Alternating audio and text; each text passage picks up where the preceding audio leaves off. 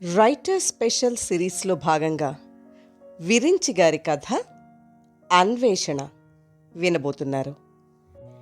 కథలోకి వెళ్ళబోయే ముందు ఇప్పటిదాకా ఛానల్ని ఇంకా సబ్స్క్రైబ్ చేసుకోని వారు దయచేసి వెంటనే సబ్స్క్రైబ్ చేసుకోండి. కొన్ని సంఘటనలు ఎందుకు జరుగుతాయో మనకు తెలియదు. కొన్ని పరిచయాలు ఎక్కడికి దారి తీస్తాయో మనం ఊహించలేం. అలాంటిదే కాత్యాయని గారిని చూడడం, పరిచయం కావడం. అదే మొదటిసారి ఆవిడ్ని చూడడం. ఆమెకు 60-65 చూడగానే అమ్మ గుర్తుకొచ్చింది. నిజానికి అమ్మను నేను ఎప్పుడూ చూడలేదు.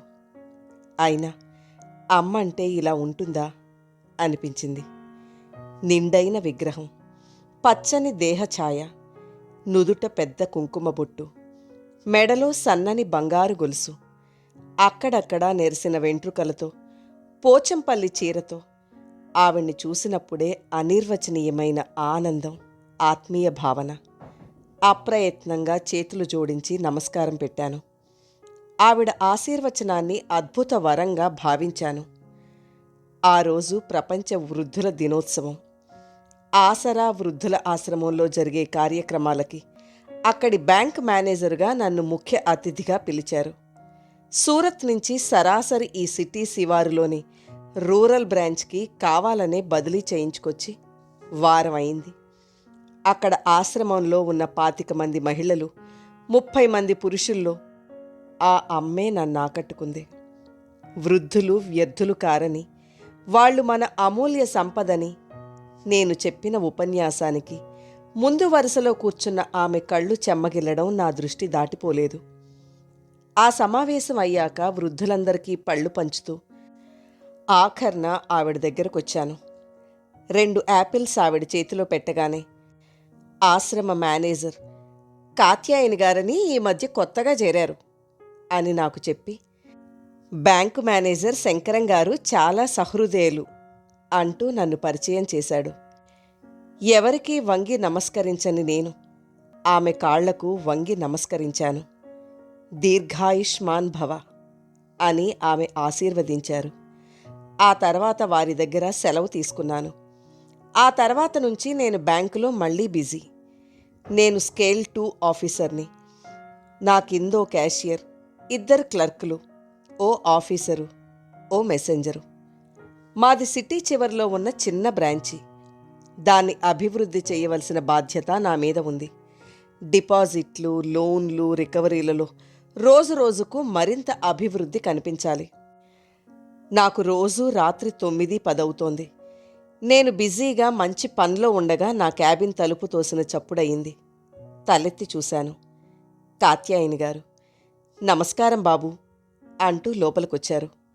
రండి కూర్చోండి అన్నాను. ఆమె ఎదురుగా కూర్చున్నారు. ఒక్క నిమిషం అని పని చూసుకుని 2 నిమిషాలు పోయాక చెప్పండి అన్నాను. బాబు, మీ పని పాడు చేస్తున్నానా అందావిడ ఇబ్బందిగా ఫీల్ అవుతూ. లేదు, మీరు రావడమే ఆనందం. చెప్పండి, ఏమిటి విషయం అన్నాను చిరునవ్వుతో. ఆమె బ్యాగులోంచి కాగితాలు తీసి నా ముందు టేబుల్ పైన పెట్టారు. అవి తీసి చూశాను. 50 లక్షల రూపాయల బ్యాంక్ ఫిక్స్డ్ డిపాజిట్ కాగితాలు. చెన్నైలో మా బ్రాంచ్లోనే. అవి మన బ్రాంచ్కి తెప్పించాలి అన్నారావిడ. నాకు చాలా ఆనందం వేసింది. ఈ రోజు దాకా మా బ్రాంచ్లో 50 లక్షలు వేసిన డిపాజిట్ హోల్డర్ లేడు. తప్పకుండా అన్నాను. బెల్ కొట్టి అటెండర్ రాగానే కాఫీ తెమ్మన్నాను. నెల నెల వచ్చే వడ్డీలోంచి మీరు వృద్ధుల ఆశ్రమానికి, అనాథాశ్రమానికి, వీధి బాలల ఆశ్రమానికి ఎంతెంత పంపాలో చెప్తాను. మీరు దయచేసి అలా చేసి పెట్టాలి అన్నారు కాత్యాయని గారు. ష్యూర్ ష్యూర్ అన్నాను. అవసరమైతే ఫోన్ చేయండి. మీ ఆశ్రమానికి మా బ్యాంకు మధ్యనున్న రోడ్డు దాటడం కష్టమవుతుంది అన్నాను మళ్ళీ. రోడ్డవతల ఆశ్రమంలో రూములు, డైనింగ్ హాలు, లైబ్రరీ, సాయిబాబా మందిరం, చిన్న క్లినిక్, పెద్ద గార్డెన్ ఉన్నాయి. దేనికి బయటకు రానక్కర్లేదు. పర్వాలేదు బాబు, మిమ్మల్ని చూస్తే నా కన్న కొడుకుని చూసినట్లు ఉంటుంది. అందుకోసమైనా వస్తాను అందావిడ ప్రేమపూర్వకంగా. నేనిచ్చిన కాగితాల మీద ఆవిడ సంతకాలు పెట్టిన తర్వాత కాఫీ తాగి, "వస్తాను బాబూ" అని ఆమె లేచి నుంచున్నారు. నేను కూడా సీట్లోంచి లేచి నమస్కారం పెట్టాను. ఆమె వెళ్ళిపోయారు. నేను పనిలో పడ్డాను. డిపాజిట్లు మొబలైజేషన్, లోన్ల శాంక్షన్, రీజనల్ ఆఫీస్కు రిపోర్ట్ పంపడం, ఖాతాదారుల ఫిర్యాదులకు అటెండ్ అవ్వడంలోనూ బిజీగా ఉన్నాను. ఓ 10 రోజుల్లో కాత్యాయని గారి 50 లక్షల డిపాజిట్లు చెన్నై బ్రాంచ్ నుంచి ట్రాన్స్ఫర్ అయి వచ్చాయి. ఇది వ్యక్తిగతంగా నాకు గర్వకారణమే. కస్టమర్స్కు అధిక వడ్డీ కావాలి. నేను వచ్చాక ఆసరా ఆశ్రమ అకౌంటు, చుట్టుపక్కల రైస్ మిల్లులు, ఆయిల్ మిల్లుల అకౌంట్సు సంపాదించాను. ఆ మిల్లుల లావాదేవీలు లక్షలు, కోట్లలో ఉంటుంది. డిపాజిట్సు, లోన్లు బాగా పెరిగాయి. కాత్యాయని గారి డిపాజిట్లు వచ్చాయని చెబుదామని ఆవిడకు ఫోన్ చేశాను. ఆవిడ ఫోన్ ఎత్తలేదు. ఆ తర్వాత 4 రోజులకు ఆవిడే వచ్చారు. సాదరంగా ఆహ్వానించి కూర్చోబెట్టాను. విలువైన కస్టమర్, పైగా చూడగానే ఆకర్షణీయమైన ఆమె వ్యక్తిత్వం. రాగానే కాఫీ తెప్పించాను. "చెప్పండి మేడం" అన్నాను. "మీతో కొంచెం పర్సనల్గా మాట్లాడాలి" అందావిడ చుట్టూ చూస్తూ, కొంచెం తగ్గు స్వరంతో. ఆమె మొహంలో ఇంతకు ముందున్న ప్రశాంతత లేదు. ఏదో ఆందోళన. కనిపించకుండా ఉండడానికి ప్రయత్నిస్తున్నారు. ఆ విషయం ఆమె వణుకుతున్న పెదవులే చెప్తున్నాయి. తడి ఆరిన కనురెప్పలు చెబుతున్నాయి. ఎగసి పడుతున్న ఉచ్ఛ్వాస నిశ్వాసలు చెబుతున్నాయి. "మీరు కాసేపు రిలాక్స్ అవ్వండి. ఒక్క 10 నిమిషాల్లో ట్రాన్సాక్షన్స్ అన్నీ పూర్తయిపోతాయి. ఇంక కస్టమర్స్ రారు" అన్నాను. ఆమె రిలాక్స్డ్గా కళ్ళు మూసుకుని వెనక్కి చేరగిలిపడి కూర్చున్నారు. మరో 10 నిమిషాల్లో కస్టమర్స్ అందరూ వెళ్ళిపోయారు. మా security guard main door close చేశాడు. "అమ్మా, ఇప్పుడు చెప్పండి" అన్నాను. ఆమె నెమ్మదిగా కళ్ళు తెరిచారు. అప్పటిదాకా బిగబట్టిన కన్నీళ్లు 2 కనుకొలకుల్లోంచి బుగ్గల మీదుగా బొట్లు బొట్లుగా రాలాయి. ఆమె ఎందుకు బాధపడుతున్నారో నాకు అర్థం కాలేదు. అన్నీ ఉన్నా ఆమెకు నా అన్నవారు లేరు కాబోలు. ఆమెను చూసేవారు, ఆదరించేవారు ఉంటే అనాథల, వృద్ధుల ఆశ్రమంలో ఎందుకుంటారు? బహుశా అదే ఆమె బాధకు కారణమై ఉంటుంది. ఆమెకు స్వాంతన చేకూర్చాలి. బ్యాంకు మేనేజర్గా కాకపోయినా మానవత్వం ఉన్న మనిషిగా అది నా బాధ్యత. నేను మీ కొడుకు లాంటివాణ్ణి. మీ సమస్య ఏదైనా నాకు చెప్పడానికి సందేహించనక్కర్లేదు అన్నాను. మా స్టాఫ్ ఎవరి పనులు వాళ్ళు చూసుకుంటున్నారు. నా క్యాబిన్లో సంభాషణలు ఎవరూ వినే అవకాశం లేదు. మిమ్మల్ని మొట్టమొదటిసారి చూసినప్పుడే మీ మాటలకి ముగ్ధురాలినయ్యాను. ఆ పుత్రవాత్సల్యంతోనే మీకు కొన్ని విషయాలు చెప్పాలి. "చెప్పండి" అన్నాను. 1 నిమిషం ఆగి కళ్ళు తుడుచుకుంటూ, "నేనెంతో కాలం బతకను బాబు. నన్ను పైవాడు పిలుస్తున్నాడు" అన్నారావిడ. నేను అదిరిపడ్డాను. అంత ఆరోగ్యంగా కనపడే పెద్దావిడ ప్రాణాలకు ముప్పేమిటి? ప్రాణాంతకమైన క్యాన్సరా? ఇంకేమైనా ప్రాబ్లమా? ఏమంటున్నారు? ఎంతటి అనారోగ్యానికైనా ఈరోజు మంచి మందులున్నాయి. మీరు ధైర్యంగా ఉండండి అన్నాను. అనారోగ్యానికి మందులున్నాయి. మనోవ్యధకు మందు లేదు. అనాగరికతకు, అత్యాశకు మందు లేదు. కొందరు స్వార్థపరులు నా ఆస్తి కోసం నేను ఎప్పుడు చస్తానా అని ఎదురు చూస్తున్నారు. నాకు బతకాలని లేదు అందావిడ కళ్ళు తుడుచుకుంటూ. "మిమ్మల్ని చూస్తే భర్త ఉన్నట్లుగానే ఉన్నారు. పిల్లలు లేరా? అయినా అంత అవసరం ఎవరికుంది" అని ప్రశ్నించా. "నా భర్త నా గుండెల్లోనే ఉన్నారు. నా కొడుక్కి నేను తల్లినని చెప్పుకోవడం ఇష్టం లేదు. పేగు తెంచుకుని పుట్టిన బిడ్డ. అమ్మ వద్దు, ఆస్తి వద్దు అని హక్కు విడుదల దస్తావేజు రాసి బంధాల్ని తెంచుకుని బాధ్యతల్ని వదులుకుని అమెరికాలో స్థిరపడిపోయాడు. అక్కడి అమ్మాయినే పెళ్లి చేసుకున్నాడు. ఈ విషయం తెలిసిన దాయాదులు నన్ను బతికుండగానే ఆస్తి కోసం పీక్కు తింటున్నారు" అని అన్నారు ఆవిడ నిర్వేదంగా. ఒక్క క్షణం మౌనంగా ఉన్నాను. ఏం చెప్పాలా, పరిష్కారం ఏమిటా అని ఆలోచిస్తున్నాను. "నా సహాయం మీకేం కావాలో చెప్పండి, నేను తప్పక చేస్తాను" అన్నాను చివరకు. "నాకు ఒక నమ్మకస్తుడు, సమర్థుడు అయిన లాయర్ కావాలి. నా ఆస్తి మీద నాకు సర్వ హక్కులు ఉన్నాయి. డిపాజిట్లు, బంగారం, పొలం కలిపి ₹1,00,00,000 పైనే ఉంటాయి. ఈరోజే వాటికి వీలునామా రాయాలి. రేపు నాది కాదు అంది ఆవిడ దృఢంగా. ఒక్క క్షణం ఆలోచించాను. మా బ్యాంకు లీగల్ అడ్వైజర్ సౌజన్యరావు గారు సౌమ్యుడు, సమర్థుడు, నిస్వార్థపరుడు. ఎన్నో ధార్మిక సంస్థలు నడుపుతున్నాడు. ఆయనకు ఫోన్ చేశాను. సార్, మిమ్మల్ని శ్రమ పెడుతున్నాను. మీరు నాకు సహాయం చెయ్యాలి.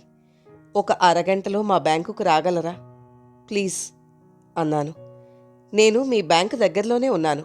ఒక అరగంటలో వస్తాను, సరేనా అన్నాడాయన. లాయర్ సౌజన్యరావు గారు చాలా మంచివారు, సమర్థుడు. అరగంటలో వస్తున్నారు. మీరీలోపు కాఫీ తాగుతారా అన్నాను. నేనసలు కాఫీ టీ తాగను. కొడుకులాంటి మీరు ఇస్తున్నారు కాబట్టి తాగుతున్నా అన్నారావిడ. చాలాసేపటి తర్వాత ఆమె మొహంలో చిన్నపాటి నవ్వు కనపడింది. మీరు పెద్దవారు. నన్ను మీరు అని గౌరవిస్తే ఆయుక్షీణం. శంకరం అని పిలవండి చాలు అని వినయపూర్వకంగా అన్నాను. నేను మీ వయస్సును కాదు, మీ హోదాను గౌరవించాలి కదా అన్నారావిడ చిన్నగా నవ్వుతూ. మీరు కొడుకులా చూసేది నన్ను కాని నా హోదాని కాదుగా అన్నాను. ఇంతలో సౌజన్యరావు గారు వచ్చారు. ఒకరికొకరిని పరిచయం చేశాను. ఆవిడ కోరిక చెప్పాను. నా క్యాబిన్ వెనుక యాంటీ రూంలో కూర్చుని మాట్లాడుకోమన్నాను. పావుగంట పోయాక ఇద్దరూ బయటకొచ్చారు. అటెండర్ ముగ్గురికి కాఫీలు తెచ్చాడు.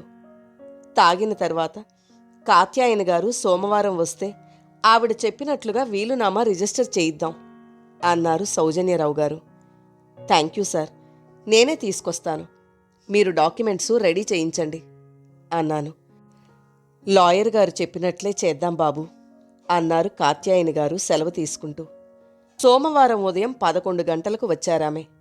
ఆదివారం బ్యాంకు సెలవు కాబట్టి సోమవారం రష్గానే ఉంటుంది. కాత్యాయని గారిని కాసేపు కూర్చోమని అర్జెంటు మ్యాటర్స్ చూసి మా పీఓకి చెప్పి కారు బయటకు తీశాను. ఆమె వచ్చి పక్క సీట్లో కూర్చున్నారు. కారు నేరుగా సబ్ రిజిస్ట్రార్ ఆఫీసుకు పోనిచ్చాను. సౌజన్యరావు గారు పురమాయించిన లేఖరి డాక్యుమెంట్స్ రెడీ చేసి మా కోసం ఎదురు చూస్తున్నారు. మేం వెళ్ళగానే ఆయన కాత్యాయని గారికి డాక్యుమెంట్స్ అందించాడు. ఆవిడ డాక్యుమెంట్స్ 1-2 సార్లు చదువుకొని ఒకసారి నా మొహం కేసి చూసి తృప్తిగా ఒకసారి గాలి పీల్చి వదిలి అన్ని కాగితాల మీద సంతకాలు పెట్టారు. 10 నిమిషాల తర్వాత సబ్ రిజిస్ట్రార్ ఎదురుగా వాళ్ల రిజిస్టర్స్లో సంతకం చేయడం, వెబ్ కెమెరా ముందు ఫోటో తీయడం అయిపోయాయి. సాక్షి సంతకాలకు కూడా సౌజన్యరావు గారే ఎవరినో ఏర్పాటు చేశారు. రిజిస్టర్డ్ డాక్యుమెంట్స్ రావడానికి ఓ 4-5 రోజులు పడుతుందని ఆయన చెప్పాడు. కాత్యాయని గారిని ఆశ్రమం బయట దింపి బ్యాంకుకొచ్చేటప్పటికి మధ్యాహ్నం 2 అయింది. మళ్ళీ నా పనిలో బిజీ. రాత్రి ఇంటికెళ్లేటప్పటికి 9 అయింది. పిల్లలిద్దరూ పడుకున్నారు. విశాల నా కోసం ఎదురు చూస్తూ కూర్చునుంది. నేను స్నానం చేసి వచ్చేటప్పటికి ఇద్దరికీ టేబుల్ మీద కంచాల్లో అన్నం వడ్డించింది. భోజనం చేస్తూనే కాత్యాయని గారి గురించి చెప్పాను. ఊళ్ళో వాళ్ల విషయాల్లో తలదూర్చడం మనకంత అవసరమా అంది విశాల. మా అమ్మ ఎలా ఉంటుందో నేను చూడలేదు. నేను కళ్ళు తెరవకముందే మా అమ్మ పోయింది. నాన్నే అమ్మా నాన్న అయి పెంచాడు. ఆయన వెళ్ళిపోయాడు. కాత్యాయని గారిలో మా అమ్మనే చూస్తున్నాను. సామాజిక బాధ్యత లేనివాడికి ఊళ్ళో వాళ్లే కాదు, ఇంట్లో వాళ్ళు అక్కర్లేదు అన్నాను. నాతో వాదించడం అనవసరమని ఆమెకు తెలుసు. అలసిపోయి వచ్చిన నాకు రోజు మంచం ఎక్కగానే నిద్ర ముంచుకొస్తుంది. ఈరోజు కాత్యాయని గారి ఆలోచనలతో నిద్ర పట్టడం లేదు. ఆమె వీలునామా ఏం రాసుంటుంది? ఎవరికి రాసుంటుంది? సౌజన్యరావుని అడిగితే చెప్తాడు. కానీ అది సంస్కారం కాదు. అయినా నాకెందుకు? నాకు చేతనైన సహాయం నేను చేశాను. ఆలోచనలతో ఎప్పటికో నిద్రలోకి జారుకున్నాను. ఆ మర్నాడు నుంచి మళ్లీ శనివారం దాకా ఊపిరి సలపని పని. కాత్యాయని గారి గురించి ఆలోచించే తీరిక లేదు. శనివారం నాడు కాత్యాయని గారి వీలునామా దస్తావేజులు లేఖరి పట్టుకొచ్చి కాత్యాయని గారు మీకిమ్మన్నారు అని ఇచ్చాడు. వెంటనే కాత్యాయని గారికి ఫోన్ చేశాను. మీరు చూసి సౌజన్యరావు గారి దగ్గర ఉంచండి అన్నారావిడ. పని ఒత్తిడితో ఆ కవర్ ఓపెన్ చేయలేదు. సాయంత్రం ఫార్మ్ హౌస్కు వెళుతూ సౌజన్యరావు గారు బ్యాంకుకొచ్చారు. నమస్తే సార్, రండి అన్నాను. నమస్తే, డాక్యుమెంట్స్ వచ్చాయిగా, చూశారా అన్నారు. వచ్చాయి, నేను చూడలేదు. కాత్యాయని గారు చూసి మీకిమ్మన్నారు అన్నాను. ఆమె ఆస్తి మొత్తం ఎవరెవరికి ఏమి చెందాలో సవివరంగా రాశారు అన్నారు సౌజన్యరావు గారు. ఆ డాక్యుమెంట్స్ చదివే ఓపిక తీరిక నాకు లేవు. ఇవిగో మీ దగ్గర ఉంచండి అన్నాను. ఒకసారి మీరు చూస్తే బావుంటుంది అన్నారాయన. మీరు శ్రమ తీసుకుని రాయించాక నేను చూసేదేముంది అన్నాను. ఓకే అని ఆయన కవర్ తీసుకుని వస్తా అని షేక్ హ్యాండ్ ఇచ్చి బయలుదేరాడు.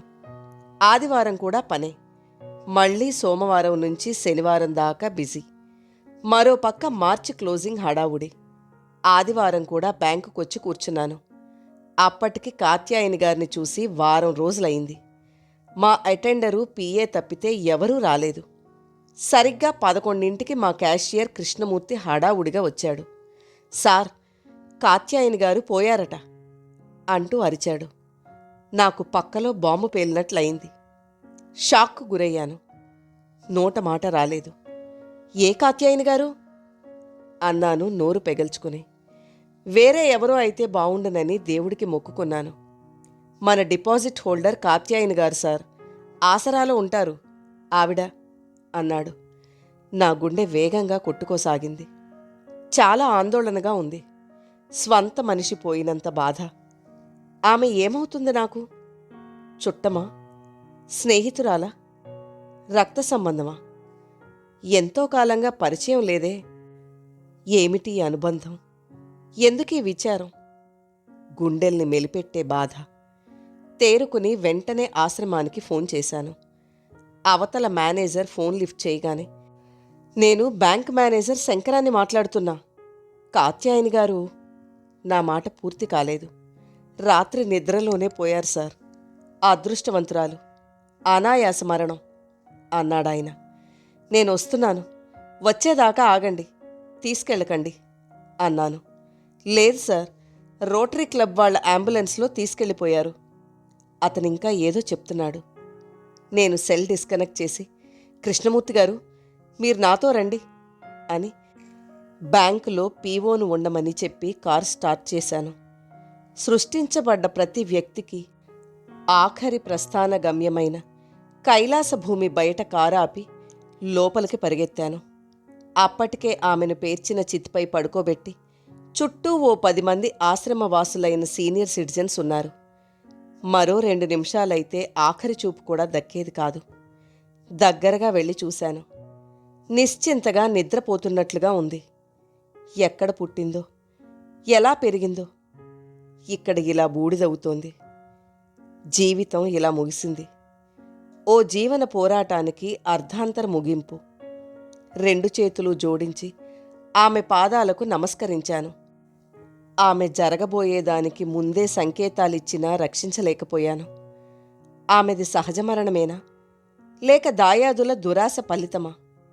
నా కళ్లమ్మట నీళ్లు బొటబొట రాలాయి. అనాథల ఆమె చితికి కాటికాపరి నిప్పంటించడానికి మనసు అంగీకరించలేదు. 1 నిమిషం ఆగండి అని అక్కడున్న పెద్దలకి చెప్పి గబగబా 2 బకెట్ల నీళ్లు తలమీద గుమ్మరించుకున్నాను. నీళ్లకుండకు మేకుతో చిల్లులు కొడుతుండగా 3 ప్రదక్షిణలు చేసి చితికి నిప్పంటించి వెనక్కి తిరగకుండా ముందుకు నడిచాను. అందరూ వింతగా చూస్తున్నా, కొందరు అభినందనపూర్వకంగా ఆశీర్వదిస్తున్నా నేను పట్టించుకోలేదు. మళ్లీ 2 బకెట్ల నీళ్లు తలపై గుమ్మరించుకొని నీళ్లోడుతున్న బట్టలతో కారులో కూర్చున్నాను. కృష్ణమూర్తి ఆశ్చర్యంగా నోరు వెళ్లపెట్టి చూస్తున్నాడన్న స్పృహ కూడా నాకు లేదు. అతగాని బ్యాంకు దగ్గర దింపి ఇంటికొచ్చాను. మా ఆవిడ కూడా నా వాలకం చూసి నోరెళ్లబెట్టింది. తర్వాత చెప్తా, ముందు గేజర్ ఆన్ చెయ్యి అన్నాను ముందు గదిలో కింద కూర్చుంటూ. ఈ చాదస్త బ్రాహ్మడు ఏ అనాథ శవాన్ని తగలేసొచ్చాడో అన్న భావన ఆవిడ కళ్లలో కనిపిస్తోంది. కాత్యాయని గారు పోయారు అన్నాను. మీకేమవుతారు? మా ఆవిడ మాటలో వ్యంగ్యం. మానవత్వమే నా బంధుత్వం అన్నాను. ఆమె మాట్లాడలేదు. తువ్వాలు బాత్రూంలో పెట్టింది. తలస్నానం చేసొచ్చాను. అన్నం తినరా? మా ఆవిడ అసహనం. ఆకలిగా లేదు. మరీ చోద్యం. ఆవిడ మూతి విరుపు. సౌజన్యరావుకు ఫోన్ చేసి కాత్యాయని గారి విషయం గురించి చెప్పాను. మీరు తప్పు చేశారు అన్నాడాయన. తప్పా? ఆవిడ చితిముట్టించడం తప్పా? కాదు. మీరు ముందే నాకు ఫోన్ చేయవలసింది. దహనం చెయ్యకుండా ఆపవలసింది. ఆమె కళ్ళు ఐ బ్యాంకు, బాడీ మెడికల్ కాలేజీకి ఇవ్వమని రాశారు. మీరు విల్లు చూడలేదు. విల్లంటే మీరు కేవలం ఆస్తే అనుకున్నారు. నేను షాక్ అయ్యాను. అయ్యో, అంత ఉత్తమురాలిగా ఆఖరి కోరిక తీర్చలేకపోయానే. ఆవిడ వీలునామా చూడమన్నా చూడకపోవడం నా తప్పే అన్నాను బాధగా. 1 గంటలో వస్తా అని ఆయన ఫోన్ పెట్టేశారు. ఆ రోజు ఇంక బ్యాంకుకు వెళ్ళలేదు. ఆదివారం కావడంతో ఇంటి దగ్గరే ఉన్నాను. 1 గంట తర్వాత సౌజన్యరావు గారు వచ్చారు. ఓ కవరు నా చేతికిచ్చారు. విప్పి చదివాను. తిరుపతి, షిరిడి, శ్రీశైలం, అన్నవరం, కోటిపల్లి దేవస్థానాలకు తలో 10 లక్షలు రాశారు. కోటిపల్లిలో ఎకరం స్థలంలో ఉన్న 16 గదుల భవనం కాలేజీకి, లాకర్లో ఉన్న 5 లక్షల విలువైన ఆభరణాలు అమ్మి అనాథ ఆశ్రమానికి ఇమ్మని రాశారు. 5 ఎకరాల భూమి కోటిపల్లి గ్రామకరణం చాగంటి రామకృష్ణయ్య దగ్గరున్న దస్తావేజుల ప్రకారం చెయ్యాలని రాశారు. ఒకసారి ఆ కోటిపల్లి వెళ్ళి కరణంగారిని కలిస్తే చాలా విషయాలు తెలుస్తాయి అన్నారాయన. ఈ విషయాలన్నీ నాకెందుకు చెప్పలేదు అన్నాను. నేను చెప్పేదేముంది? వీలునామా మీరు చదవమంటే చదవలేదు అన్నారాయన. ఆ మర్నాడు మా రీజనల్ ఆఫీస్ను సంప్రదించాను. లీగల్ ఒపీనియన్ తీసుకుని దాని ప్రకారం చేయమన్నారు. లీగల్ అడ్వైజర్ సౌజన్యరావు గారి సలహా ప్రకారం దేవాలయాలకు 50 లక్షలు డ్రాఫ్ట్లు పంపాను. కోటిపల్లిలోని భవనాన్ని కలెక్టర్ ద్వారా గవర్నమెంట్కు కాలేజీ నిమిత్తం అందేలా చేశాను. లాకర్లోని ఆభరణాలు పంచనామా చేయించి వాల్యూయర్ చేత విలువ కట్టించి ఆక్షన్ వేసి వచ్చిన సొమ్మును అనాథాశ్రమానికి ఇప్పించాను. మరునాడే కోటిపల్లి బయలుదేరాను. నేను సూరత్లో ఉండగా నాన్న పోవడంతో నేను చివరిసారిగా సంవత్సరం క్రితం గోదావరిలో నాన్న అస్థికలు కలపడానికి కోటిపల్లి వెళ్ళాను. 2 గంటల ప్రయాణం తర్వాత బస్సు దిగి కరణం రామకృష్ణయ్య గారింటికి వెళ్ళాను. తీరిగ్గా పేపర్ చదువుతున్న వాడల్లా నన్ను చూసి, శంకరం రా, ఇదేనా రావడం అన్నాడు. కుశల ప్రశ్నలయ్యాక, సావిత్రి, శంకరం వచ్చాడు, మంచినీళ్ళు పట్రా అని అరిచాడాయన. బాగున్నావా నాయనా అంటూ సావిత్రి గారు మంచినీళ్ళ గ్లాస్ అందించారు. తలూపాను. ఏమిటి విశేషాలు? ఇన్నాళ్లకు ఊరు జ్ఞాపకం వచ్చిందా అన్నాడాయన. నా చేతిలో కాగితాలు ఆయనకు అందించాను. ఆయన ఆ డాక్యుమెంట్స్ అన్నీ తిరగేసి, అయితే కాత్యాయని నిన్ను కలిసిందన్నమాట అన్నాడు. కలవడం వెళ్ళిపోవడం కూడా అయ్యింది. ఎక్కడికి అన్నాడాయన. విషయం చెప్పాను. చివరకు అలా ముగిసిందన్నమాట జీవితం అన్నాడు. 2 నిమిషాలు మా మధ్య మౌనం రాజ్యమేలింది. సావిత్రి గారు తెచ్చిచ్చిన కాఫీ తాగాను. ఇప్పుడైనా నీకు కొన్ని వాస్తవాలు తెలియాలి అని ఆగి ఆయన కళ్ళజోడు తీసి కళ్ళు తుడుచుకున్నాడు. చెప్పండి అన్నాను ముందు కొంగి. మీ నాన్న సోమసుందరం, కాత్యాయని, నేను రోజూ కోటిపల్లి నుంచి వెళ్ళి సుందరంపల్లి హైస్కూల్లో చదివేవాళ్ళం. కాత్యాయని వాళ్ళది జమీందారుల కుటుంబం. మనది సగటు మధ్యతరగతి. పై క్లాసులకొచ్చిన కొలది కాత్యాయనిని ఎంత కట్టడి చెయ్యాలనుకున్నారో మీ నాన్నకు అంత దగ్గరైంది. డిగ్రీ అవగానే పెద్దలు ఒప్పుకోరని ఓ రోజు మద్రాసు పారిపోయి పెళ్లి చేసుకున్నారు. కాత్యాయని నాన్న రాజభూషణం వాళ్ళని వెదికి పట్టుకునేటప్పటికి కాత్యాయని 6 నెలల బిడ్డకు తల్లి. వాళ్ల నాన్న కాత్యాయన్ని మీ నాన్న ఇంట్లో లేని సమయంలో బలవంతంగా లాక్కొచ్చాడు. బిడ్డను భర్తను వదిలి కాత్యాయని గృహ నిర్బంధానికి గురైంది. భార్య ఏమైందో తెలియక బిడ్డను తీసుకుని మీ నాన్న దేశమంతా తిరిగాడు. ఆ తర్వాత వేరే కోటీశ్వరుడికిచ్చి కాత్యాయన్ని బెంగుళూరులో బలవంతంగా రహస్యంగా పెళ్లి చేశారు. పెళ్లైన 4 ఏళ్లకే ఆ తాగుబోతు కోటీశ్వరుడు ఓ కొడుకునిచ్చి పైలోకానికి పోయాడు. ఆ తర్వాత సంవత్సరానికే రాజభూషణం పోయాడు. కాత్యాయని కొడుకుతో మీ నాన్న కోసం అన్వేషిస్తూ మద్రాసు చేరింది. మీ నాన్న ఆచూకీ లేదు. కొడుకును చదివించిన పెద్దయ్యాక ఆ కొడుకు తల్లిని వదిలి అమెరికా పోయాడు. మీ నాన్న నువ్వు సూరత్లో ఉండగా ఓసారి కోటిపల్లి వచ్చాడు. మీ నాన్న పోయిన తర్వాత కాత్యాయని ఓసారి కోటిపల్లి వచ్చింది. అప్పుడు మీ నాన్న కాలం చేసిన విషయం, నీ విషయం చెప్పానే కాని నీ అడ్రస్ చెప్పలేకపోయాను. అందుకే కాత్యాయని నిన్ను కలిసిందా అన్నది అన్నారు రామకృష్ణయ్య. అంతా అర్థమైంది. అయినా కళ్ళమ్మట నీళ్లు ఊబికి వస్తుండగా, అయితే కాత్యాయని నాకు అన్నాను నిర్ధారణ కోసం. జన్మనిచ్చిన తల్లి. అమ్మా అని నా మనసు మోగగా రోదించింది. కళ్ల ముందు కదలాడిన దైవాన్ని గుర్తించలేకపోయిన దౌర్భాగ్యుణ్ణి తలకొరివి పెట్టి తరించమన్నదే దైవ సంకల్పం. ఇప్పటిదాకా ప్రతి పెద్దావిడిలోనూ మా అమ్మ కోసం సాగుతున్న నా అన్వేషణ ముగిసింది. కరణంగారు లోపలికెళ్ళి దస్తావేజులు తెచ్చి నా చేతిలో పెట్టారు. గోపరాజు కాత్యాయని తన అభిమాన పుత్రుడు భావరాజు శివశంకర ప్రసాద్కు రాసి ఇచ్చిన దాన పట్టా అది. ఈ దేహమే నాకు అమ్మ చేసిన అతిపెద్ద దానం. నా కళ్ళు ధారాపాతమయ్యాయి. గుండె బరువెక్కింది. కట్టలు తెంచుకున్న దుఃఖాన్ని ఆపుకోలేక ఒక్కసారిగా అమ్మా అని బావురుమన్నాను. కథ నచ్చితే లైక్ చేయండి. మీరు లైక్ చేయడం వల్ల మరింత మందికి ఈ కథలు చేరతాయి.